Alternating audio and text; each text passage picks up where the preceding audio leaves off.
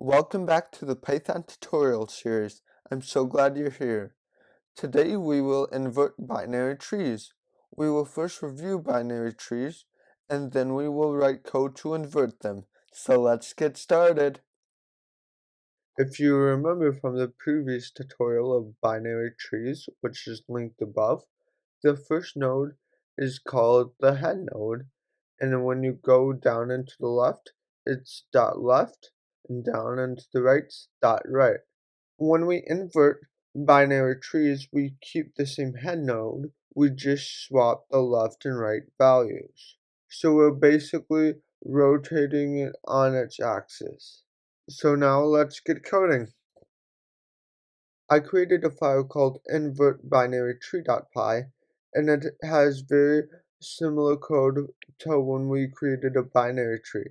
Now let's invert it. I'm going to create a function outside of the class called invertBinaryTree, and it's going to have one parameter where we'll be passing in the tree. The first thing I want to check is if there's a tree. So I'll just say if not tree return. So this gives us our base case where there's no tree. Next, I will create temporary variables left and right. So I'll create a variable called left and set that equal to tree.left. And I'll create a variable called right and set that equal to tree.right. I'll then switch the values now that they're in temporary variables. So I'll say tree.left equals right and tree.right equals left. And I use temporary variables because if we just did tree.left equals tree.right and tree.right equals tree.left, that would make both the left and right values the same thing, so it wouldn't work.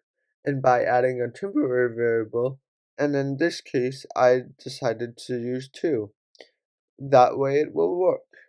Now we want to invert every level of the binary tree. So inside the function, I'll say invert binary tree and say tree.left, and then I'll do the same thing for tree.right. And then finally, I'll return the tree. And that's how you invert a binary tree. Thank you so much for watching. Make sure to follow along with this video series by subscribing and hitting the notification bell, or by clicking on the next video so that you can expand your knowledge about Python. And as always, I can't wait to see you next time.